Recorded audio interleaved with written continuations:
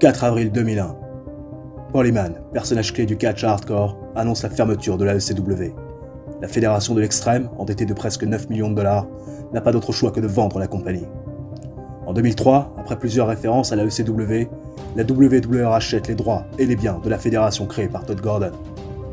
Paul Heyman se verra offrir un contrat par la compagnie de Vince McMahon dès 2001. Commentateur, puis manager de Brock Lesnar, l'ancienne grande figure de la ECW semblait bien établi dans la fédération dominante des années 90.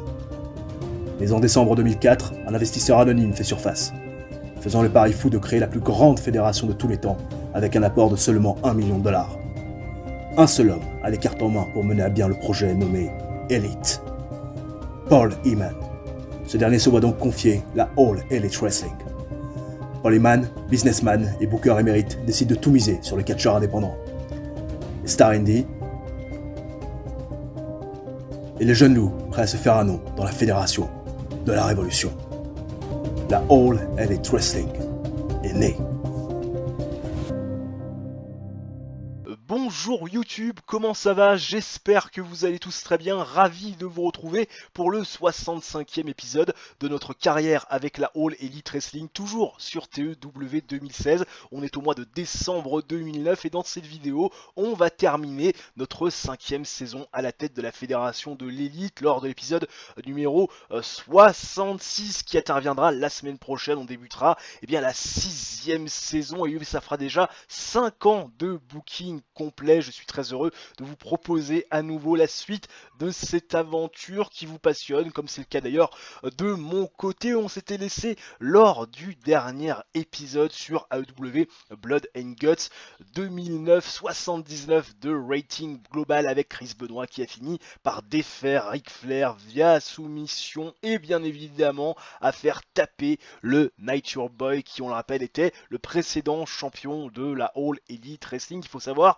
que les Gentlemen ont perdu tous leurs titres, plus de titres par équipe pour Bobby Roode et Claudio Castagnoli, plus de titres TNT pour Tyler Black et donc plus de titres mondial pour Ric Flair. Ils sont désormais à poil. On va bien évidemment aller dans les backstage de ce premier Dynamite du mois de décembre 2009, alors qu'on a le profil de Mike Barton qui a fait partie, bien sûr, de notre fédération. Pas d'incident locker room à déplorer, toujours Michelle McCool absente pour cause de maternité. Brian Danielson qui prépare bien sûr son combat de MMA qu'on lui souhaite victorieux. C'est pas du tout ce que je voulais faire. Je voulais aller dans la section ticket. Nous allons tranquillement aller du côté de la Tri-State, continuer à gagner de l'importance et de la popularité dans cette région des États-Unis. On attend 6566 pèlerins pour le premier show de cet épisode. On espère que les tribunes seront pleines à craquer. Je boucle le show de mon côté, on en parle juste après. Ne bougez pas. 6907 pèlerins présents au NY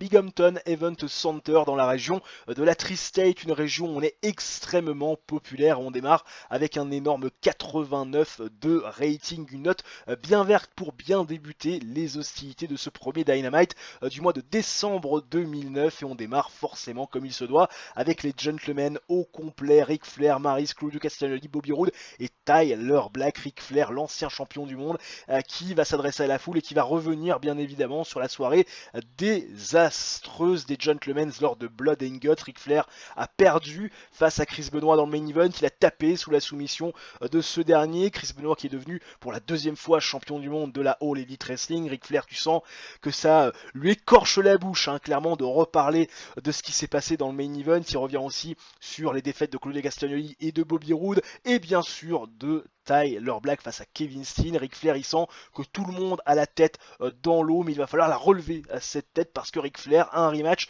Claudio Castagnoli, Bobby Roode également et bien sûr Tyler Black. Donc le point de Ric Flair dans cette promo, c'est vraiment de remobiliser les troupes. Mais Steve Austin, il va couper très court à ce discours de bons sentiments. Steve Austin, la moitié des nouveaux champions du monde par équipe qui arrivent sans Jon Moxley. Steve Austin, il en a rien à foutre. Steve Austin, il est là pour régler des comptes et Steve Austin, il annonce revenir à la All Elite Wrestling par le biais de ce match de championnat. C'était une occasion pour lui de botter le cul à Claudio Castagnoli et à Bobby Roode au moment où il s'y attendait quelque part le moins, se venger de ce qui s'est passé il y a quelques mois en arrière quand Kevin Nash avait pris pouvoir sur le titre de la All Elite Wrestling face à Steve Austin, justement avec la complaisance de Claudio Castagnoli et de Bobby Roode. Steve Austin, il le dit, il avait envie de mettre ses mains sur eux. Maintenant, ce qu'il veut, c'est tout simplement avoir ses mains sur Tyler Black, qui est quand même un garçon avec qui il a une histoire assez importante. Tyler Black, il a toujours été dans le clan de ses ennemis jurés, Raven bien sûr, mais également Kevin Nash, qui a quitté la compagnie il y a quelques temps. Steve Austin, il le dit, il en a rien à foutre des titres par équipe, plus ce qui l'intéresse, c'est de régler ses comptes, et ce soir, il veut Tyler Black. Mais Ric Flair, bien sûr, ne l'entend pas de cette oreille. Bobby Roode non plus, puisqu'il veut sa revanche face à Steve Austin, qui l'avait épinglé au centre du ring lors de Blood and Guts pour prendre les titres par équipe. Et donc, Paul Heyman va officialiser cet affrontement dans le main event. Bobby Roode, Steve Austin. Ça sera donc pour clôturer notre show. Ric Flair qui a été très bon pour improviser, tout comme Steve Austin, et la storyline Austin Want His Revenge démarre avec ce segment. Voilà, très bon 89 pour démarrer. Derrière, on arrive avec la première action de la soirée. Lacey face à Reign, le match de championnat TBS dans un 2-out 3-falls match. 58 de rating, des performances de 53 de Reign, de 48 de Lacey. Il faut terminer cette histoire, et quoi de mieux que de le faire dans un match très compétitif où il faut gagner au moins par 2 tombées à 1. Match plutôt décent sur le papier, qui aura duré 14 minutes 05, et Reign qui va conserver sa ceinture face à Lacey avec 2 pinfalls d'affilée, victoire très clean et très impactante dans l'idée de Reign, qui défait donc Lacey sans coup férir, et Reign va donc faire sa 3e défense du titre TBS, une Reign qui bien sûr célèbre à l'issue de sa victoire avec le public, et derrière elle va être confrontée par Jetta qui va rappeler à Reign son parcours, le fait qu'elle est désormais battu toutes les filles qui étaient potentiellement ces challengeuses au titre TBS, avec notamment Lisa Marie Varon épinglée. Maintenant, Lacey, son ex-meilleure amie, qui est dans le rétroviseur. Jetta est quelque part dans la même position que Reign.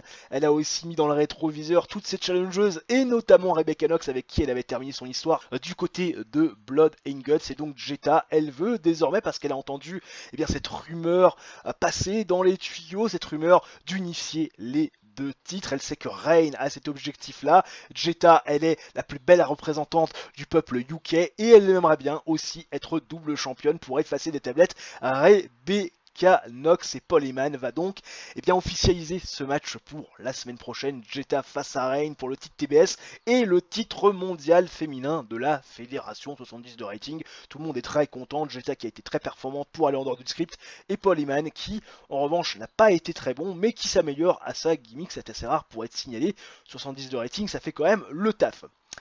Ted DiBiase Jr. accompagné de son padre, qui va se plaindre de ne pas avoir été présent du côté de Blood and Guts. Voilà, Ted DiBiase Jr., le plus grand champion intercontinental de tous les temps, boycotté lors du dernier pay-per-view de l'année. Alors, comment c'est possible? Et Travis Hummel qui va couper court aux plaintes de Ted DiBiase Jr. Travis Hummel qui va rappeler à Ted DiBiase Jr. que lui aussi n'a pas été du côté de Blood and Guts, alors que Travis Hummel a un record extrêmement positif en tag team competition, en singles competition.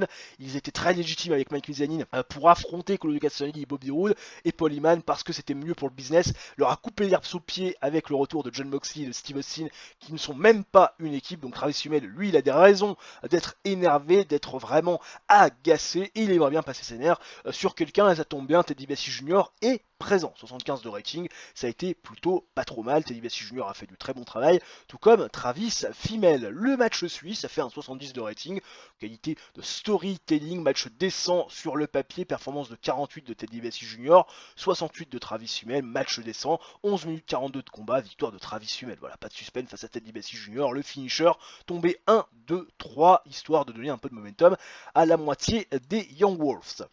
Renamero qui est donc dans le ring et qui nous demande, après la coupure publicitaire, d'accueillir Doug Williams, l'anglois, qui va revenir sur ses précédents accomplissements. Ah oui, Doug Williams, il est content qu'on lui donne un peu de temps d'antenne, que Renamero l'invite spontanément, parce que Doug Williams, mine de rien, mine de crayon, il a beaucoup de victoires. Il a battu, on le rappelle, Kip James il n'y a pas si longtemps, il a battu Beiji lors du dernier pay-per-view. Et depuis sa défaite face à Samoa Joe du côté donc WWE Bash at the Beach, il a remporté tous ses combats, que ce soit en singles competition ou en tag team competition, et forcément il garde un œil sur Chris Benoit qu'il voudrait venir affronter pour le titre. Seulement il va se faire couper par Samoa Joe, qui a été, on rappelle, son bourreau lors du dernier pay-per-view AEW Bash at the Beach il y a un peu plus de 3 mois maintenant. Samoa Joe, il a pris un peu de temps pour revenir après avoir perdu dans un triple threat match, on rappelle, match de soumission qu'il avait vu perdre face à Ric Flair. Effectivement, il a tapé sous la soumission de Ric Flair. Samoa Joe, il s'est beaucoup entraîné, il a beaucoup été affecté moralement parlant par cette défaite. Il a vraiment la rage et il a envie de dégommer des mecs, et Doug Williams, ça tombe bien, il peut pas le blairer, donc ce soir il a envie de lui casser la gueule. Sauf que Doug Williams, il n'est pas vraiment en tenue de ring. En revanche, si Samoa Joe veut véritablement de l'opposition, Doug Williams peut lui proposer la UK Alliance, donc Drew Galloway et bien sûr Sheamus, que Samoa Joe va bien sûr accepter, parce que Samoa Joe il a envie de défoncer des bouches. Le match suit, ça fait un 71 de rating. Samoa Joe contre les UK Alliance, match descend dans les faits, victoire bien sûr de Samoa Joe, 8 minutes 23 de combat, avec le coquina clutch appliqué sur Sheamus qui n'a pas d'autre choix que de taper. Performance de 86 de Samoa Joe, de 35 pour Sheamus, et de 45 pour Drew Galloway, qui est en train de monter en puissance petit à petit. On fait revivre cette vieille storyline, Samoa versus UK, bien sûr, qui avance et gagne de la hit. Le petit striptease de Brooke Adams, histoire qu'on voit un petit peu de sex appeal avec Brooke Adams, qui forcément, on le rappelle, très populaire, mais surtout très sexy. Ça fait 55 de rating, ça fait le taf. Avant le main event qui nous fait un gros 83 de rating, Steve Austin face à Bobby Roode, 11 minutes 57 de combat, format TV. J'ai pas laissé le match trop durer parce que je voulais une victoire impactante, bien sûr, de Steve Austin dans un match qui se veut fantastique en termes de hit et très bon en termes de catch. Bobby Roode qui va donc perdre face à Steve Austin après un peu moins de 12 minutes de combat via pinfall avec le Stone Cold Stunner après la distraction de Chris Benoit. Il faut savoir que Steve Austin a été distrait par Claudio Castagnoli et que Chris Benoit a distrait Bobby Roode pour rééquilibrer les forces. Et dans ce cafouillis général, Steve Austin a été le plus opportuniste et va finalement logiquement s'imposer face à Bobby Roode. Des performances de 77 de Steve Austin et de 68 pour Bobby Roode. Il faut aussi que j'enlève Maryse du management de Bobby Roode, parce que même si elle fait du bon travail ringside, et bien malheureusement ça ne clique pas entre les deux. Chris Benoit face The Nature Boy, ça avance avec ce segment à la hit, et puis Steve Austin qui veut sa revanche, là aussi ça avance avec ce segment. On fait un énorme 81 de rating avec la popularité qui augmente dans les 18 régions où nous sommes diffusés. Que demande le peuple alors qu'on a le beau profil de Serena Deeb qu'on a dans notre fédération, bien évidemment, mais pour qui on n'a pas vraiment de plan bien concret. C'est vrai que c'est toujours extrêmement difficile, on le sait, de créer de nouvelles stars, de nouveaux catcheurs qui pourraient être intéressants par la suite. Pour l'instant on a beaucoup créé, et c'est vrai qu'il va falloir aussi se pencher sur la question des créations de nouveaux lutteurs, parce que va falloir aussi qu'on crée nos propres stars, et pas seulement piquer à droite à gauche au milieu des catcheurs d'autres fédérations qui sont bien établis là-bas, même si j'ai quand même dans l'idée d'aller chercher quelques catcheurs. Je surveille aussi les fins de contrat, bien évidemment, vous l'imaginez. 3.25 donc de TV rating, 2 442 000 personnes présentes du côté donc de la Sky One New Zealand et de la WB aux États-Unis et au Canada. C'est un petit peu moins forcément que les 3.87 de TV rating lors du pay-per-view, mais en même temps c'est normal. C'est vrai que là c'était un pay-per-view, là c'est un show TV, et si on compare par rapport au dernier Dynamite, on avait fait 2 364 000, donc une petite perte de plus de 120 000 viewers, mais ça reste correct. On espère qu'on va arriver à faire progresser tout ça dans les prochaines semaines. Tiens, Ric Flair qui me demande une augmentation de sa casque. Il a perdu le titre mondial au profit de Chris Benoit, mais il perd pas le nord, le bonhomme. Apparemment payé 2000 $ par apparence, c'est moins que les 3140 qu'il vaut. Donc il demande 1140 de augmentation, autant vous dire que ça fait beaucoup. On va lui donner 75% de cette somme, c'est-à-dire 855 $. Et à noter aussi que je vous ne l'ai pas montré, mais je vais quand même vous le communiquer. Katsushika Okada s'est blessé a priori au Japon. Antérieur cruiserweight ligament sprain. Quand j'ai vu ça, je me suis dit oulala, mon dieu, la blessure de malade. En fait, c'est que 18 jours, donc ça va. Les plans pour Katsushika Okada, parce qu'il y a quelques trucs auxquels je pense et qui pourraient être intéressants de mettre en place dans les shows. Katsushika Okada va être plutôt disponible dans les prochaines semaines après un petit peu de repos, et c'est la bonne nouvelle, même si c'est vrai que j'aurais préféré ne pas le voir subir de de grosses blessures. Katsushika Okada qui termine d'ailleurs, non, qui commence un tour avec la IGPW, bah essayez de pas te blesser là-bas, ça m'arrangerait. Nous sommes au Hockey Reynolds Center dans le Mitsouf devant 7908 pèlerins présents dans les gradins, une arena pleine à craquer à n'en pas douter. On démarre avec un 73 de rating, plutôt solide pour lancer les hostilités de ce second Dynamite du mois de décembre 2009 avec Bobby Roode présent dans les backstage au micro de Reina Mero qui va tout simplement lancer un challenge à Kevin Steen pour le titre intercontinental. Un peu plus tard dans le show, Bobby Roode, il rappelle aux gens qu'il aura très prochainement un match de championnat par équipe avec Claudio Castagnoli pour récupérer les biens qu'il n'aurait jamais dû perdre parce que oui, l'équipe face à qui ils ont remis les titres en jeu, c'est une équipe qui ne méritait pas un match de championnat, c'est qu'une question de semaine avant qu'ils reprennent leurs biens, mais Bobby Roode avant ça, il se verrait bien remettre autour de ses hanches le titre intercontinental parce que le point de Bobby Roode, c'est de dire je suis le premier champion intercontinental, ce titre a été créé pour moi, il y a même un show qui a été créé pour moi, Rampage à l'époque, qu'est-ce que c'était bon, Bobby Roode il a tout qui enfle, hein. Les chevilles, les pieds, la tête, enfin un boulard de ouf, l'ami Bobby Roode, mais le point de Bobby Roode, qui est quand même d'une humeur assez joviale, c'est de proposer aux gens le premier champion intercontinental de l'histoire face au champion intercontinental le plus prestigieux dans l'idée, parce que Kevin Steen a prouvé que le titre intercontinental était plus prestigieux que le titre TNT, lorsqu'en sa qualité de champion intercontinental, il a défait le champion TNT Tyler Black, et donc unifiant les deux titres. Et donc forcément ce soir dans le main event, Bobby Roode veut se confronter à Kevin Steen. Vous imaginez bien que Kevin Steen va accepter la demande de Bobby Roode. Maryse qui a beaucoup aidé Bobby Roode durant ce segment, Bobby Roode qui n'est pas du tout à l'aise avec Maryse, ils font pas du tout une bonne paire, et Bobby Roode qui a bien sûr bien performé durant ce segment parce que Bobby Roode il passe des caps. Un gros 87 de rating pour le premier segment in-ring de la soirée. Steve Austin, le bris de glace, les gens qui se lèvent comme un seul homme. Steve Austin qui fait des fucks à tout le monde, qui balance des bières, qui en boit quelques-unes. Mais il va vite revenir au calme, Steve Austin, parce que oui, s'il est là, c'est pas pour acheter du terrain. Steve Austin, il veut tout simplement ses mains sur Tyler Black. Parce que oui, Steve Austin, s'il est revenu, c'est pour régler ses comptes. Il a réglé les comptes de Claudio Castagnoli et de Bobby Roode. Il leur a pris les titres par équipe. Il n'est pas mécontent d'avoir fait ça d'ailleurs. Il a fait le tomber 2 fois sur Bobby Roode, et notamment lors du match de championnat du côté de Blood and Guts, mais maintenant il veut mettre hors d'état de nuire l'ami Tyler Black, parce que oui, Tyler Black c'est de la vermine, il est dans tous les mauvais coups, il a été dans le groupe de Raven, il a été dans le groupe de Kevin Nash, il a été dans le groupe également de Ric Flair, d'ailleurs il est revenu 2 fois dans le groupe de Kevin Nash, il l'avait quitté, puis il est revenu, enfin bref, un Steve Austin qui vraiment fait état du mauvais comportement de Tyler Black, qui veut le mettre hors d'état de nuire, et plus précisément également hors d'état de nuire le groupe des Gentlemen, parce qu'il en a marre de voir des groupes tirer avantage du nombre pour faire régner un climat de peur au sein de la All Elite Wrestling. Seulement, vous l'imaginez, il va être coupé par Ric Flair qui va s'insurger des propos de Steve Austin en lui disant mais pour qui tu te prends, qui t'es pour nous insulter, qui t'es aussi pour demander des choses. Moi je suis l'ancien champion de la All Elite Wrestling, je suis celui qui runs the place au sein de la All Elite Wrestling, enfin toi t'es personne, t'es rien du tout. Bref, Ric Flair oublie complètement, c'est possible qu'il n'ait pas regardé vraiment les programmes ultérieurement, que Steve Austin est un double champion du monde de la Fédération de l'Élite, et le point de Ric Flair c'est tu auras que ce qu'on voudra bien te donner. Et Jon Moxley va tout simplement faire son apparition. Jon Moxley pour couper les débats entre Ric Flair et Steve Austin. Jon Moxley qui va revenir sur les propos de l'ami Steve Austin par rapport au fait que ce dernier ne fasse pas vraiment trop cas des championnats par équipe, en disant ouvertement la semaine dernière qu'il en avait rien à foutre. Jon Moxley ça l'a beaucoup affecté, ça l'a un petit peu agacé, et puis surtout Jon Moxley il rappelle à Steve Austin son histoire avec Tyler Black, et s'il y en a un qui doit affronter l'ami Tyler Black, qui doit avoir ses mains sur Tyler Black, c'est Jon Moxley, c'est pas Steve Austin.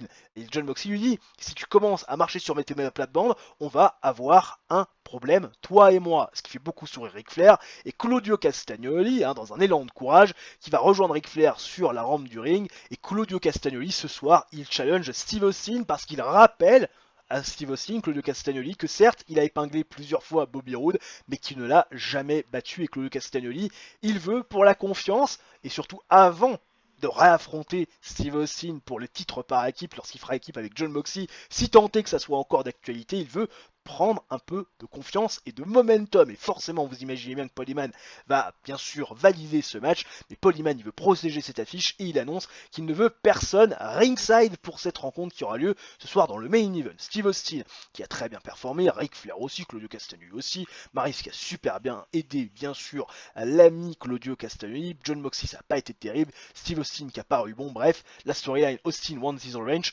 avance et gagne de la hit. Reign face à Jetta pour le championnat TBS et le championnat mondial de la fédération. Bah, vous imaginez bien quand même qu'à un moment donné, on va unifier ces titres. C'est le moment. Jetta qui veut effacer des tablettes, Rebecca Knox, Reign qui voulait, pourquoi pas, essayer d'unifier les deux titres. Match décent sur le papier. 13 minutes 04 de combat, 71 de rating. C'est très très bon. Performance de 70 de Jetta qui a porté le match. 49 plutôt correct de Reign, victoire sans coup férir, vous l'imaginez, c'est pas une surprise, de Jetta qui via la Bridging Fisherman Suplex va défaire l'ami Reign tranquillement mais sûrement, défense numéro 4 du championnat mondial féminin et elle remporte bien sûr le championnat TBS unifiant comme Rebecca Knox à l'époque les deux ceintures. Voilà, les phases des tablettes, sa grande ennemie jurée, sa compatriote bien sûr Rebecca Knox. Ensuite, on revient après une coupure publicitaire dans le ring et Reina Mero qui va tout simplement demander à Samoa Joe de bien vouloir venir sur le ring. Samoa Joe qui a encore target l'ami Doug Williams, il cible l'ami Doug Williams alors qu'il y a des cons au sein donc du quartier qui sont en train de faire fulminer leur moteur. Aucun respect ces gens-là, bon, faudra peut-être qu'aussi que je ferme ma fenêtre, peut-être que vous l'avez entendu, peut-être pas. Bref, Samoa Joe qui a donc décidé de cibler Doug Williams, parce que Samoa Joe, avec le momentum récent de Doug Williams, ça pourrait être intéressant pour lui de l'épingler et potentiellement donc de le battre pour revenir dans la course au titre, puis dans la mesure où il n'aime pas du tout l'anglois Doug Williams, il pourrait faire une pierre deux coups, et Doug Williams, ça le fait beaucoup sourire quand il entend les propos de Samoa Joe, parce que Doug Williams, son point, c'est de dire, mais à un moment donné, t'es pas fatigué, Samoa Joe, toujours de courir après quelque chose que tu n'arrives pas à avoir et que tu n'auras jamais quelque part, tu n'as pas le talent et moi tu veux m'épingler Doug Williams, moi tu as besoin de moi, toi le grand Samoa Joe qui a gagné partout ailleurs, sauf à la All Elite Wrestling, enfin ça fait beaucoup sourire, et Doug Williams il lui dit oui, je vais te donner ton match mais pas ce soir, je vais te faire un peu mijoter parce que c'est toi qui as besoin de moi et pas le contraire. Bref, Doug Williams qui énerve encore un peu plus Samoa Joe, mais rassurez-vous cet affrontement on l'aura très prochainement, ouais, parce que Doug Williams t'imagines bien que, voilà, il y a un peu se faire désirer. Et la storyline, Samoa versus UK avance, gagne de la hit avec ce segment, tout le monde a très très bien performé, ça fait 80 de rating, le programme est relancé. Bob Holly qui affronte Travis Hummel dans un match un peu osef, histoire de redonner un peu de momentum à Travis Hummel qui fait un très bon 74 de rating, performance ring très intéressante de l'ami Travis Hummel, 34 seulement pour Bob Holly qui est à la ramasse, victoire de Travis Hummel dans un match qui dure 9 minutes 59, en régular, j'ai pas voulu trop forcer sur ce match, 69 ça fait le taf, victoire de la moitié donc des Young Wolves.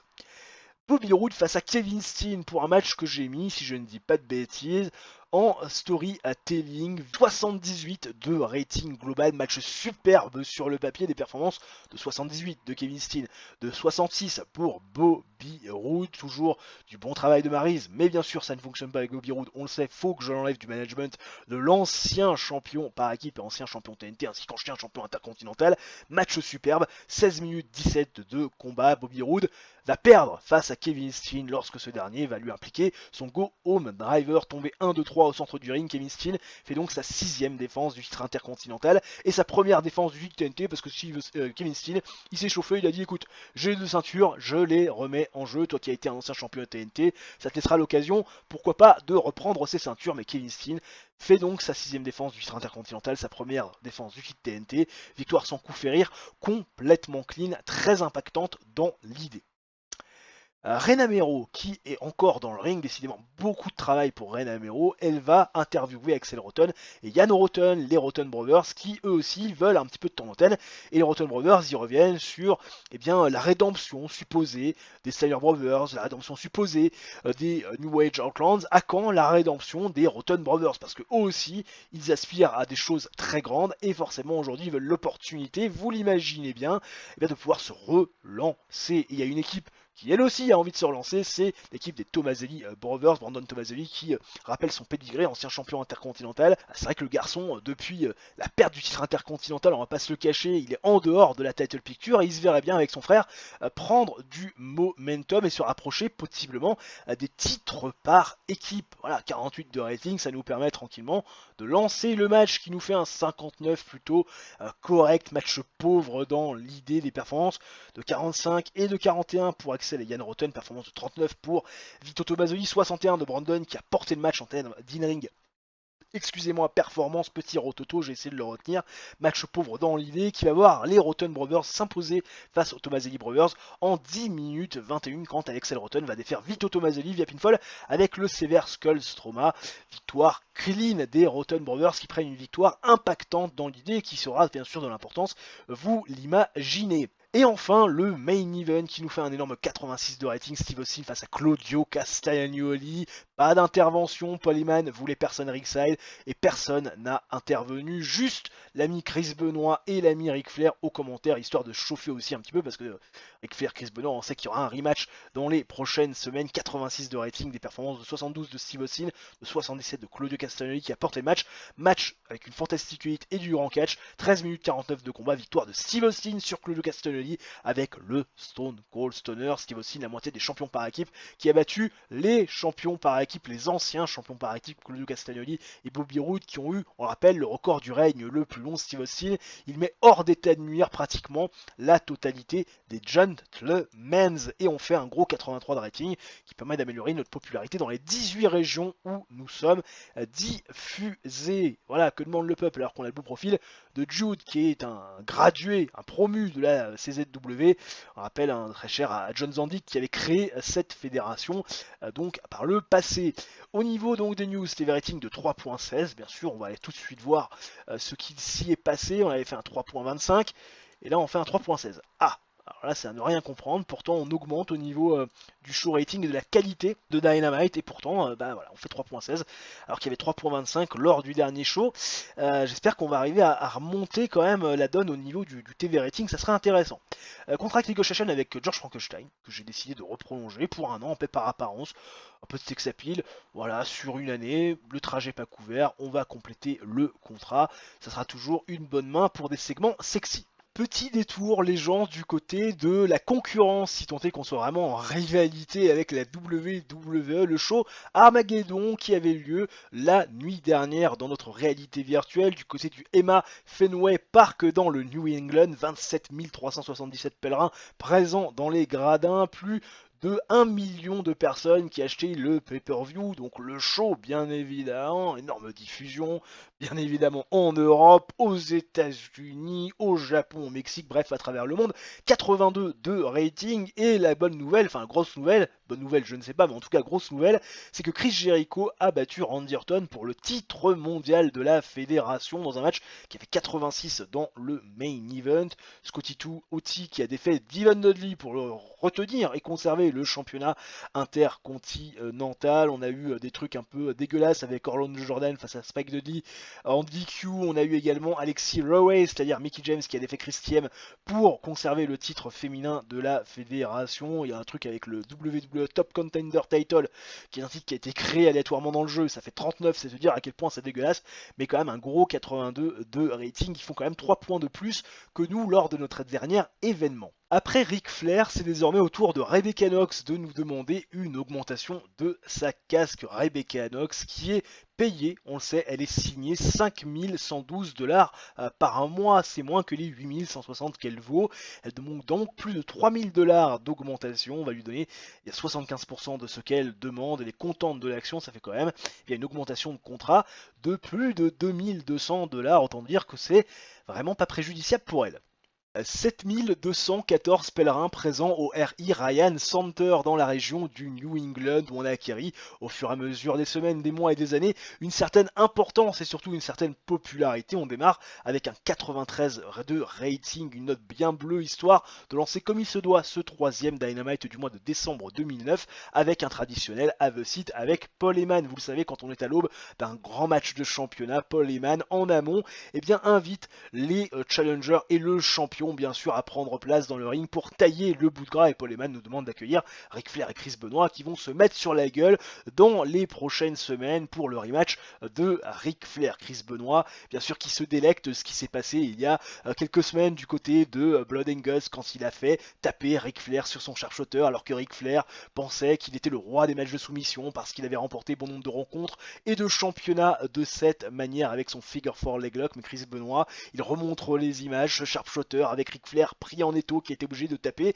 et Chris Benoit forcément ça le fait sourire et il prévient Ric Flair que lors de leur prochain affrontement, eh bien la finalité sera la même. Ric Flair il fait la gueule, tu l'imagines bien, et surtout Ric Flair il fait la gueule parce que son groupe est en train de se disloquer, son groupe a la tête sous l'eau, son groupe a perdu tous les championnats du côté de Blood and Guts, et puis surtout il y a des éléments perturbateurs avec Steve Austin qui veut la peau de son groupe, Jon Moxley qui veut aussi sa part du gâteau, Chris Benoit avec lequel il faut dealer parce que Ric Flair doit quand même penser aussi à son match de championnat, et Ric Flair il n'est pas dans des bonnes conditions, c'est ce qu'il dit, pour affronter Chris Benoit parce qu'il y a plein de choses qui gravitent autour de son groupe et plein de choses qu'il doit régler. Et forcément tout ça, vous l'imaginez, ça fait sourire Chris Benoit parce que il le dit et le répète, et ça fait d'ailleurs réagir le public. Ric Flair est en train, en amont, de se trouver des excuses pour sa future défaite. Ne serait-il pas aussi confiant qu'à l'accoutumée Chris Benoit qui fait du mind game avec Ric Flair, qui arrive à rentrer dans sa tête et qui gagne, on a l'impression, cette petite bagarre psychologique avec un Ric Flair qui est un peu emprunté par rapport à ce qui se passe autour de son groupe. Bref, un Chris Benoit qui ressort très fort de ce segment, on leur a laissé du temps. Paul Heyman qui est très bien improvisé, pareil pour Ric Flair, un masterful job. Chris Benoit qui a été excellent, et forcément Chris Benoit qui face the Nature Boy, ça avance et ça gagne de la hit cette storyline parce que ça fait 93 de rating quand même. Derrière, Samoa Joe est dans le ring prêt à affronter l'ami Doug Williams qui lui avait promis un match. Il lui avait dit pas la semaine dernière, mais dans les prochaines semaines je vais te donner l'opportunité. Samoa Joe, dans sa tête, c'est clair, c'est net, c'est précis, c'est ce soir. Il arrive dans le ring, donnez-moi Doug Williams. Sauf que Doug Williams, il va arriver en tenue de ring, même micro à la main, et Doug Williams, il va rappeler à Samoa Joe que ce dernier a besoin de lui parce que oui, Doug Williams a le vent en poupe, Doug Williams a beaucoup de victoires, il a plus perdu un match depuis finalement la défaite face à Samoa Joe dans ce Last Man Standing match du côté de Bash at the Beach. Et donc Doug Williams, quelque part, il se présente un petit peu comme étant l'homme de la situation, et Doug Williams rappelle à Samoa Joe qu'avant d'avoir besoin d'un match finalement pour regagner un peu sa place dans la hiérarchie, Doug Williams avait surtout besoin de reprendre le rythme de la compétition, et c'est pour ça que Doug Williams, avant affronter Samoa Joe en singles competition, lui propose ce soir un match 3 contre 3, tâter Samoa, là, Joshua et Jonathan Fatou, moi j'ai Drew Galloway et l'ami Sheamus, allons-y, on se la donne là dans un match 3 contre 3, avant de se la mettre tous les deux dans le ring dans les prochaines semaines dans une singles competition. Et Samoa Joe, vous imaginez bien que ça le fait vraiment pas sourire, il a qu'une envie, c'est de mettre les mains sur Doug Williams, mais Doug Williams, il fait un peu de mind games avec Samoa Joe, aura-t-il raison de le faire ou pas? On le saura là tout de suite après ce segment avec ce match qui arrive, qui nous fait un 64 de rating que j'ai mis en qualité de storytelling. Alors bien évidemment, ça fait seulement 64 parce que oui, les mecs, les Fatous et bien sûr la UK Alliance, c'est pas encore saqué ça dans le ring, je veux dire, on est quand même à 24 et 27 pour les frères Fatou, on est avec Drew Galloway qui fait un 41, Sheamus qui fait seulement 30, bien sûr, on a des performances in-ring de Samoa Joe qui fait 85, qui est énorme, Doug Williams qui fait presque 70, pour essayer de remonter un peu la note moyenne. Bref, c'est pour ça qu'on a quand même un match pas trop qualitatif sur le papier, match pourtant avec une bonne réaction de la foule, et surtout un match de catch un petit peu moyen sur les bords, qui va voir la victoire de Doug Williams et des UK Alliance. Doug Williams qui, par l'intervention de Jetta qui était aux abords du ring, qui a refait la chaussure de Joshua Fatou, l'ami Doug Williams va donc dans le dos de l'arbitre impliquer son finisher avec le bomb scare knee drop après la distraction donc de Jetta, tombé 1, 2, 3, Samoa Joe est complètement fou. Doug Williams qui prend bien sûr un avantage psychologique du momentum avant d'affronter Samoa Joe, c'est ce qu'il voulait. Doug Williams a rempli son contrat avec un Samoa Joe excédé de s'être fait rouler dans la farine, voilà, bien évidemment. Rena Mero qui est dans les backstage après le retour de coupure publicitaire, qui interviewe Claudio Castagnoli et Bobby Roode. Rena Mero qui a apparemment entendu, c'est Paul Heyman, c'est officiel, que ce soir dans le main event il y aura un match 3 contre 3, Claudio Castagnoli, Bobby Roode et Ric Flair qui affronteront donc ce soir pour le dernier show, le dernier match de la soirée en clôture de show, eh bien l'équipe composée de Chris Benoit et donc des champions par équipe actuelle, l'ami Steve Austin et donc Jon Moxley, Claudio Castagnoli, Bobby Roode, qui sont impatients bien évidemment à ce main event pour essayer eh bien, de refaire gagner du momentum aux Gentlemen, ce qu'on a foutrement besoin, essayer de faire sortir la tête de l'eau de ce groupe, mais surtout, enfin plutôt faire sortir ce groupe de l'eau, hein, qui est clairement en train de se noyer. Et Claudio Castagnoli et Bobby Roode, n'oubliez pas de préciser aussi à Reina Mero que la semaine prochaine, ils auront leur rematch face à Steve Austin et Jon Moxley. Ça a été validé par l'ami Paul Heyman, hein, c'est aussi affiché sur le site Trentron, bref, ils sont très contents. Et ce soir, ils veulent prendre du momentum avant leur futur affrontement face à Steve Austin et Jon Moxley, histoire de marquer leur territoire. Reina Mero, qui a été très bonne pour, bien sûr, aller en dehors du script, Maryse qui a bien aidé Claudio Castagnoli, Bobby Roode qui a vraiment adoré pouvoir aller en dehors du script, bref, toutes les storylines avancent, même si elles perdent un petit peu de hit, parce que bah oui, on fait que 81, et c'est vrai que c'était monté assez haut, toutes ces storylines.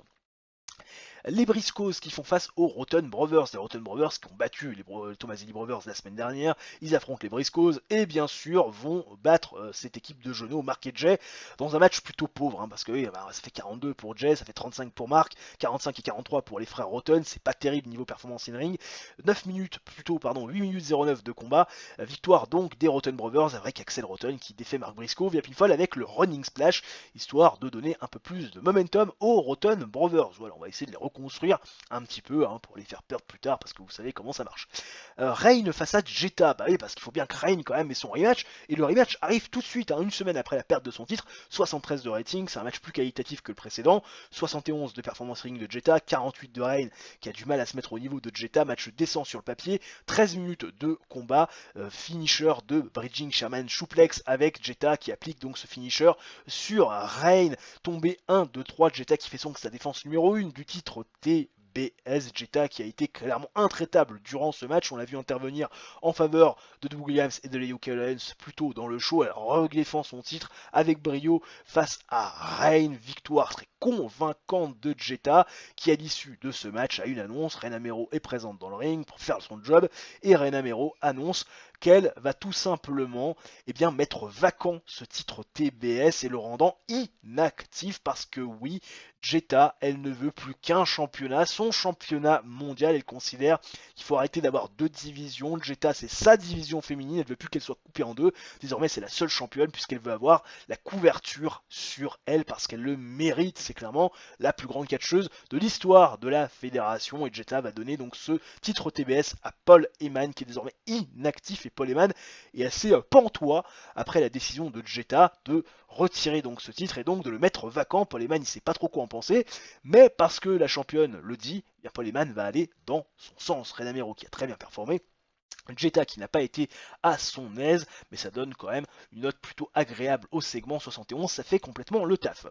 Les Sivan les riches avant donc le main event qui fait un petit striptease histoire qu'on se puisse sur un seul œil, ça fait 61 parce que les Sivan les riches elles gagnent quand même de la popularité et avant donc après ce fameux segment sex appeal, on part sur le main event qui fait un gros 82 de rating, Chris Benoit, Steve Austin et Jon Moxley face à Ric Flair et aux Gentlemen. Sur le papier, fantastique 8, bon catch, tu m'étonnes, avec des performances in ring de 47 de Ric Flair, bon c'était pas le meilleur des exemples, et quand même 80 de Claudio Castagnoli, 67 de Bobby Roode, Chris Benoit est à 82, Steve Austin est à 79, Jon Moxley à 66. Bon, hein, c'est vrai que Bobby Roode, Jon Moxley, même combat, va falloir progresser et taper dans très bref délai, pardon, des performances à plus de 70. 18 minutes 04 de combat, j'ai laissé quand même du temps. Victoire des Hills, Ric Flair et les Gentlemen qui défont Chris Benoit et les champions par équipe quand Ric Flair va défaire Jon Moxley via pinfall après que Steve Austin ait botché son intervention et frappé Jon Moxley malencontreusement. Derrière, bien évidemment, vous imaginez bien que Ric Flair a tiré avantage de la situation et a fait le tomber, bien évidemment, sur Jon Moxley. Victoire donc des Hills, Ric Flair, l'ancien champion de la All Elite Wrestling, et bien sûr les anciens champions par équipe, les Gentlemen, Claudio Castagnoli et Bobby roux John Moxley qui regarde de manière assez insistante Steve Austin, un regard noir. Chris Benoit assez pantois devant la situation. John Moxley, Steve Austin, des champions par équipe qui n'arrivent pas à trouver un terrain d'entente, et ça à une semaine et bien sûr de la remise des titres par équipe en jeu face aux Gentlemen pour leur rematch. Et bien forcément il y a du rififi dans l'air et pas mal de questions. 82 de rating, on améliore bien sûr de popularité dans les 18 régions où nous sommes diffusés, alors qu'on a le beau profil de Mike Sullivan. Voilà, magnifique peinture sur le visage, rouge, blanc, bleu. Voilà, le garçon est très, très intéressant, très charismatique. 1995 pour ses débuts. Il est très populaire apparemment en Floride. Pourquoi pas, mais ça nous intéresse pas. On va pas faire du neuf avec du vieux, comme dirait l'autre. Time to Heal pour Samoa Joe qui ressent les effets de la fatigue. Pas trop mon projet pour l'instant. Samoa Joe, qu'en est-il au niveau de cette fatigue? Fatigue, oui, 27%. Alors qu'on scénarise quand même, garçon, 36% de fatigue, mais lui on n'utilise pas. Samoa Joe, on va peut-être le ménager une fois qu'on aura terminé la rivalité, bien sûr, avec Doug Williams. Au niveau du show history, donc 3.37 de TV rating, c'est mieux que les deux précédentes semaines. Pourtant, on fait quand même un point de moins par rapport au show des précédentes semaines, mais quand même 3.37, 2 533 000 viewers via la Sky One en Nouvelle-Zélande et via la WB. Bah écoutez, je suis très content de ce broadcasting. Le contrat de John Moxley, messieurs dames, qui arrive bientôt à expiration. D'ailleurs, comme le contrat de Ian Rotten, mais la priorité, vous l'imaginez bien, c'est John Moxley, bien sûr. La moitié des champions par équipe actuellement, John Moxley. Alors on va le signer en paix par apparence, parce que pour l'instant, il n'y a personne qui se positionne dessus et il n'y a pas de petites économies. Alors a priori, on payait 2150 $ par show. On va, je pense, le placer à 2450, ça ira très bien avec une de side à 2300 sur 2 ans. Parce que John Moxley, on va avoir affaire au moins sur les 2 prochaines années, c'est évident. Trajet non couvert, et on lui propose donc le contrat. Et puis, bien sûr, il va nous recontacter prochainement. On va aussi traiter celui de Ian Rotten, même si là c'est un peu moins important. Ian Rotten qui a pris du momentum ces dernières semaines. Ah là là. Ian Rotten, on va lui proposer 990 et une de side à 850 sur un an. Parce que voilà, là par contre, on a peut-être un peu moins de projets sur le long terme. Et normalement, ça devrait. Alors, il veut Poncho TV. Ah bon. Euh, Everything Expect Show. Ça te va ça? Voilà. Everything Expect Show. Tout va bien pour l'ami Ian Rotten. Il me répondra très prochainement pour donner une réponse suite à cette offre de contrat. Après John Moxley, c'est au tour de Tyler Black de voir son contrat arriver à échéance. Et oui, dès le mois prochain, il ne sera plus avec nous. Mais attention, bien sûr, on va le reprolonger. Tyler Black, bien évidemment, même combat que John Moxley. Pour l'instant, il n'y a pas de petites économies dans la mesure où personne se positionne pour un contrat signé.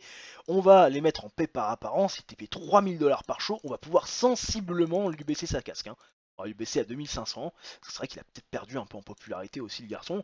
Avec 2350 de downside, je pense que ça devrait aller. Contrat sur 2 ans. Voilà, trajet non couvert. Et normalement, ça devrait le faire. Nous sommes au Emo UCM Multipurpose Building dans la région du Midwest devant 8375 pèlerins présents dans les gradins. Une arène pleine à craquer, une foule en délire, 89 de rating pour démarrer les hostilités comme il se doit. Dernier Dynamite, et oui déjà, du mois de décembre 2009 avec un Paul Heyman présent dans le ring, micro à la main, prêt à faire une annonce, mais qui va être coupée courte par un homme. Et bien c'est Samoa Joe, parce que Samoa Joe, il veut les mains sur Doug Williams. Voilà, Samoa Joe il le dit à Paul Heyman, Doug Williams m'a promis un match, Doug Williams a un record positif, j'ai besoin de Doug Williams pour pouvoir me repositionner dans la course au titre et possiblement affronter Chris Benoit pour un match 5 étoiles pour le titre mondial. Samoa Joe, il n'a jamais gagné ce titre mondial de la All Elite Wrestling, il court après depuis le courant de l'année 2005, donc ça lui fait péter un plomb.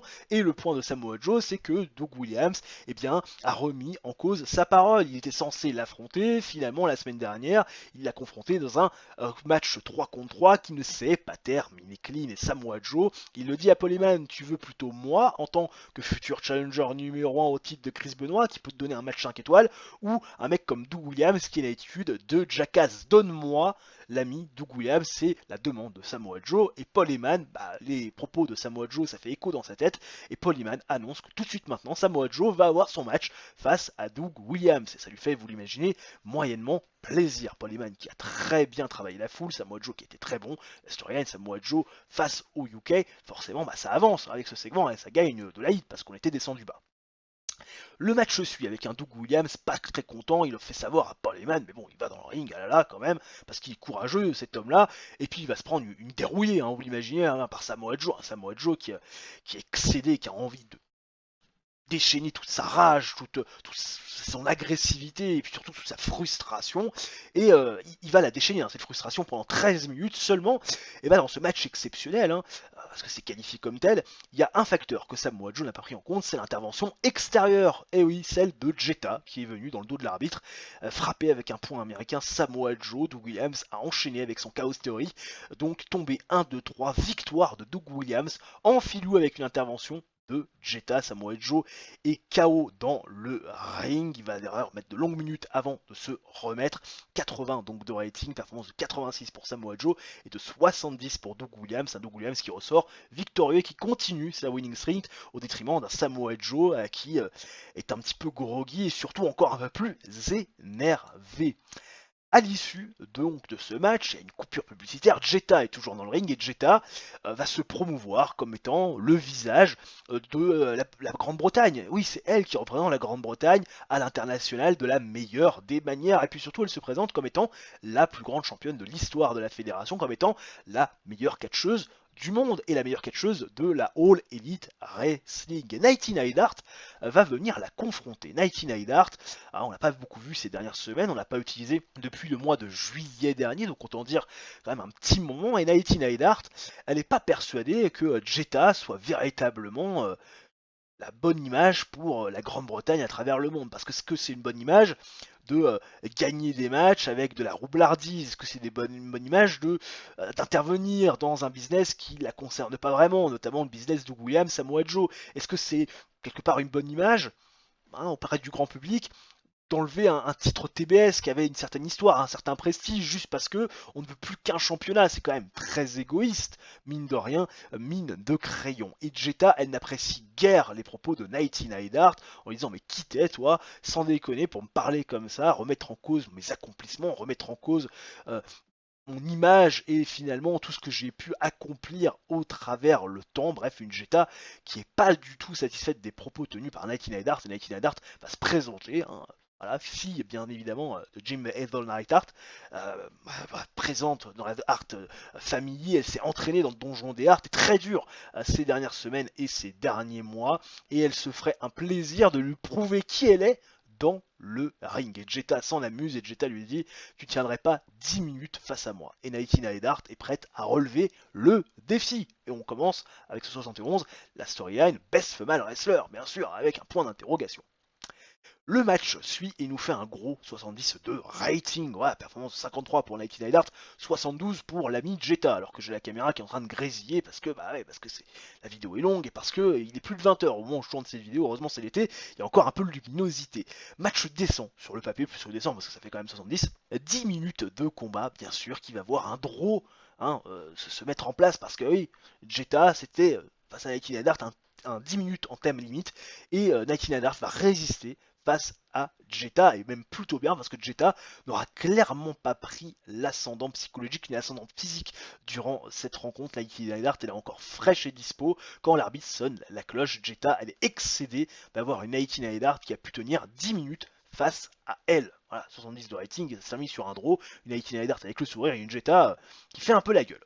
On retrouve ensuite Steve Austin et Jon Moxley backstage. Parce que là, il est peut-être temps quand même d'enterrer la hache de guerre. Pourquoi? Parce que Steve Austin et Jon Moxley, hein, ils sont pas sur la même longueur d'onde. Et d'ailleurs, Jon Moxley va confronter Steve Austin dans les backstage en lui disant: écoute, on est devenu champion par équipe du côté de Blood and Guts. C'était notre façon à nous de pouvoir revenir. Ni toi, ni moi, on était préparés à revenir en match par équipe, et encore moins pour les championnats. On n'est pas une équipe, c'est vrai. Mais tu as été un catcheur par équipe. Il cite bien évidemment tout ce qu'il a fait avec Brian Pillman. Jon Moxley lui cite ce qu'il a fait avec Tyler Black à l'époque. Ce sont deux garçons qui ont la fibre tactile, le récit dans l'air de côté, pour essayer de coexister, parce qu'il y a un match de championnat et il y a surtout des championnats à conserver. Et Jon Moxley part du principe que même si Steve Austin a dit que c'était pas sa priorité, qu'il en avait rien à foutre des titres, il part du principe que Steve Austin, en étant un compétiteur, ne laisserait pas aussi facilement des championnats lui échapper. Donc Steve Austin, Jon Moxley, enfin surtout l'argument de Jon Moxley, c'est d'essayer de rester focus sur le titre qui est à défendre dans le main event ce soir. Steve Austin qui semble assez réceptif d'ailleurs. John Moxley qui a été pas trop forcément performant durant ce segment, d'ailleurs sa gimmick style un peu, la performance de Steve Austin en revanche a été très bonne. Puis la storyline, le Steel Want His Revenge, bien sûr ça avance avec ce segment. Chris Canyon et Bob Holly, parce que Bob Holly, après avoir perdu face à Travis Fimmel, veut désormais prendre sa revanche dans un match par équipe. Il trouve Chris Canyon comme partenaire, Chris Canyon dont on fait pas grand chose, d'ailleurs qui fait une performance de 45, plutôt honnête. Face aux Young Wolves, Travis Fimmel et Mike Mizani, match décent dans les faits, bah oui, parce qu'il faut quand même pas déconner, des performances de 72 de Travis Fimmel, de 62 de Mike Mizani, ça ressemble quand même à quelque chose. Match décent sur le papier, 10 minutes 55 de combat, les Young Wolves qui battent Chris Canyon et Bob Holly après que Travis Fimmel ait défait Chris Canyon va pinfall. Comme ça, pas de jaloux. Bob Holly a pris la pin la semaine dernière, Chris Canyon prend la pin cette semaine, et les Young Wolves continuent à gagner bien sûr du momentum, on continue à les laisser sous-jacents bien sûr dans la division par équipe. De retour donc de pause publicitaire, Ren Amero est dans les backstage à l'interview Kevin Steen. Kevin Steen, il en a marre de voir qu'il n'y a pas de respect sur son nom, parce que le bonhomme quand même a remporté donc le titre TNT des mains de Tyler Black lors du dernier pay-per-view. Il est toujours champion intercontinental, il a fait une sublime défense de titre face à Bobby Roode. Tout le monde s'en fout, tout le monde est en train de parler de Chris Benoit, tout le monde est en train de parler de Ric Flair, de Samoa Joe, de Steve Austin qui veut sa revanche. Quand est-ce qu'on parle de Kevin Steen qui est en train de faire des choses extraordinaires? Et James Storm va venir confronter Kevin Steen en lui disant c'est vrai, tu fais des choses assez extraordinaires, t'es un gros compétiteur. Moi j'ai affronté Katsushika Okada lors du dernier pay-per-view, c'était aussi de la grosse compétition, et toi t'es de la même trempe que Katsushika Okada, et t'affronter pour le titre intercontinental, ça serait cool, sachant que on a déjà eu un match il y a quelques temps, toi et moi, et c'était une dinguerie, ça avait fait 82 d'ailleurs de rating, je suis allé voir ça, et c'était je crois l'an dernier si je dis pas de bêtises. Kevin Steen est assez flatté par les propos de James Storm, parce que il a quand même un ego, sauf que ça va être coupé par Nick Nemeth, accompagné de Barbara Keenan, et Nick Nemeth va voir James Storm en disant écoute j'ai beaucoup de respect mon pote, on est une super équipe, t'es mon meilleur ami à la All Elite Wrestling, mais je peux pas te laisser avoir un match de championnat intercontinental sans rien faire, sans rien dire, je suis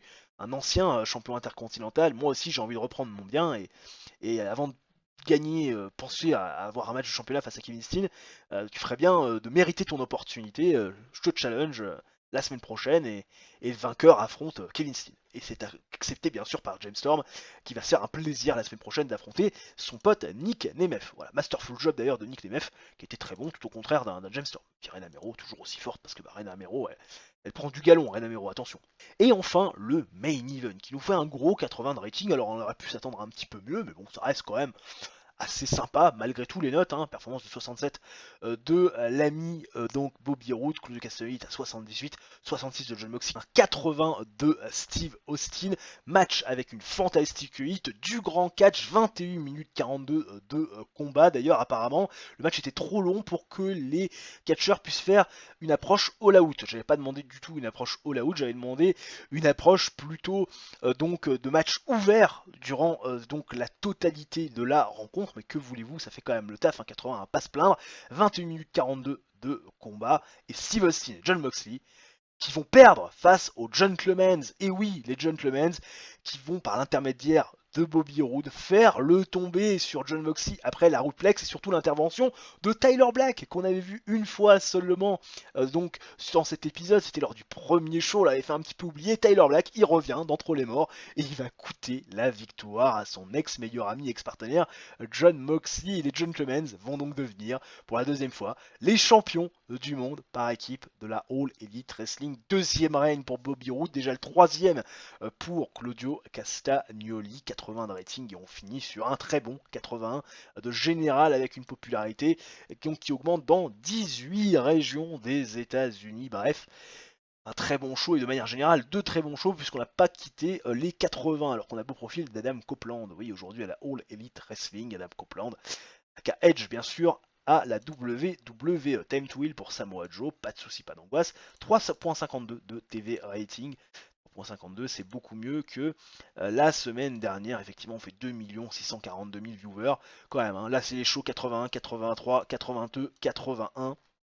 Clairement un très très très bon mois de décembre, et vous en avez désormais l'habitude, parce que alors qu'il y a une signature de contrat ou quelque chose, contract negotiation avec John Moxley, bien sûr que j'ai décidé de reprolonger avec Ian Rotten, que j'ai décidé aussi de prolonger. D'ailleurs, il y a des négociations avec Tyler Black et Axel Rotten qui vont nous répondre très prochainement.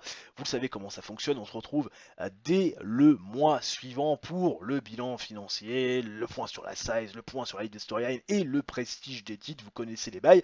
Bougez pas. Nous sommes le 1er janvier, et oui, déjà le début de mois suivant, et vous le savez, premier du mois rime souvent avec beaucoup de mails, j'allais dire, mais finalement pas tellement. Lacey qui finit son tour avec la JPWA, pareil pour Maris, pareil pour Gay Kim, cette fédération JPWA, Justice Pro Wrestling Association, qui a été créée en juillet 2008, ranking régional, 12e au ranking, bien évidemment, très populaire au Japon, populaire aussi aux USA, populaire au Canada, populaire dans les îles britanniques, en Europe. Bon, c'est quand même une popularité plutôt sympathique. On espère qu'elles vont être peut-être réapprochées pour à nouveau des signatures de tournée. Bref, on est parti pour le bilan financier, bien sûr, de ce mois de décembre, avec 135 000 $ de profit. Ah oui, parce qu'on fait du profit, beaucoup de profit. Ça va me permettre aussi de régler certaines moral issues, voilà, parce qu'il n'y en a pas des majeurs, mais je pense quand même que lors de l'épisode prochain, vous ne verrez plus aucun moral issues, parce qu'on a les moyens de pouvoir les traiter désormais. 456 000 $ de tickets vendus. Oui, c'est quand même plutôt pas mal, un peu plus que le mois d'octobre, on avait fait finalement 4 shows. D'ailleurs, je vais prendre en point de comparaison le mois d'octobre, parce que vous savez qu'au mois de novembre, il y avait le pay-per-view. TV Revenu de 341 460, beaucoup plus parce que c'est 20 000 $ de plus que il y a 2 mois. Au niveau du sponsor, forcément, ça a bougé un peu plus parce qu'il y a des nouveaux deals TV. Au niveau du merchandising, on a un petit peu augmenté, c'est sympathique. Le coût des workers, 399 000. C'est beaucoup moins qu'au mois d'octobre. On a fait quand même de l'économie alors qu'on fait quand même des très bons shows. Le coût des shows est à peu près le même, oui, pour 800 $ près par rapport au mois d'octobre. Le coût de marketing est le même. La production de marchandises, forcément, comme on a vendu plus, on a aussi produit plus. Donc forcément, on a un petit peu augmenté notre coût de production de marchandises. Au niveau du coût de production, écoutez, c'est pareil que le mois d'octobre. Et puis au niveau du MISC, on a été un peu moins qu'au mois d'octobre, mais toujours autant qu'au mois de novembre. Et au niveau de la taxe, un petit peu moins taxé, puisqu'on avait fait un peu moins de bénéfices que le mois précédent. Voilà, ce qui est quand même plutôt pas mal. À noter qu'on est 10e au ranking. Je crois qu'on a gagné une place, si je ne dis pas de bêtises. On est à 78 de prestige, 82 de momentum. Dynamite en 2 jours, ah là là. Au niveau de la size, parlons un petit peu de cette size. Attention, la size, là ça déconne pas. On va voir un peu la progression. On a gagné 2 points dans les Grands Lacs, hein. C'est quand même important de le signaler. On a fait à peu près égalité avec le Mid-Atlantique. On a gagné un point dans Mid-South. On a fait une égalité parfaite. On maintient notre popularité dans le Midwest. On a gagné un point dans le New England, un point dans le Northwest, aussi un point dans le South, le West et le South East. On est également un tri-state avec une égalité parfaite par rapport au mois précédent. Puerto Rico, on a gagné un point de popularité. On s'est maintenu à Hawaï parce que Hawaï on n'est pas diffusé. Peut-être que pour la déconne, il faudrait faire un show à Hawaï. Voilà. Pour être intéressant aussi de gagner de la popularité là-bas, histoire de dire peut-être qu'on fera ça pour le premier show du mois de janvier, hein, ça peut être intéressant, éventuellement rien que pour la déconne. Au niveau des storylines, parce que pour l'instant, faut pas déconner, il y en a quand même quelques-unes, il y en a 5, il n'y en a jamais eu autant, et je crois qu'elles sont très hot, ces storylines. 83 de rating pour Austin Want His Revenge. On est à 70 pour Best Female Wrestler, pour l'instant qui applique que seulement Jetta et Nighty Night Art. Chris Benoit face The Nature Boy, on est à 83. Samoa face au UK, on est à 40, parce que voilà, cette storyline est revenue, et on est à 71 entre les Young Wolves et les Gentlemen. Storyline qui est un petit peu, pour l'instant, en sous-jacent, mais qui existe encore, bien évidemment, dans mon idée. Au niveau du prestige des titres, on se quittera là-dessus, vous le savez, titre intercontinental, 78 pour le prestige, pour le titre détenu par l'ami Kevin Steen, bien évidemment. Parce que c'est quand même important de le voir, Track Prestige, on est à 78, voilà, magnifique. Le titre féminin, on est à 70 de prestige, c'est par rapport au mois de décembre équivalent. Le titre World, on est à 85. Au niveau du track prestige, écoute, on est pareil. L'AEW World Tag Team Championship, pour l'instant track prestige, on est bien. Je pense que ça doit être la même que le mois dernier. Le TBS Championship que j'ai oublié de vacate. Écoute, on va le vacate tout de suite. Hein. Maintenant, voilà, on va vacate the title. Voilà, ça aurait dû se faire depuis déjà 2 semaines. Qui est rendu vacant donc par Jetta. Bien évidemment, qui aurait été championne pendant 2 semaines, parce que Jetta, voilà, fabuleuse. Le TNT Championship, d'ailleurs, le prestige, je crois, est un petit peu plus haut qu'avant. Oui, non, pareil qu'en décembre, mais on a gagné quand même 10 points de prestige par rapport au mois de novembre. Et le titre TNT 78, et je pense s'est maintenu par rapport au mois de décembre. C'est plutôt pas mal ce qui est en train de se passer. Voilà donc pour cet épisode numéro 65. J'espère qu'il vous aura plu. Si c'est le cas, bien sûr, le coup du chapeau, le like, l'abonnement, l'activation de la cloche, ça mange pas de pain, c'est totalement gratuit. Si vous avez aimé bien sûr cette vidéo, bah, forcément faites-le savoir, réagissez dans les commentaires. Je me ferai un plaisir de vous lire. Et nous on se retrouve très prochainement pour une nouvelle vidéo de sport ou de TOW. D'ici là, portez-vous bien. Ciao, bye bye et à la prochaine.